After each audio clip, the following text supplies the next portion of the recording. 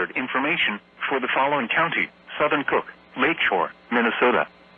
Winter storm warning in effect from 7 p.m. this evening to 3 p.m. Central Daylight Time Monday. Heavy snow expected. Total snow accumulations of 5 to 7 inches. The areas affected include Southern Cook County. This includes the tribal lands of the Grand Portage Reservation. The hazardous weather conditions are expected from 7 p.m. this evening to 3 p.m. Central Daylight Time Monday. The following impacts are expected. Travel could be very difficult.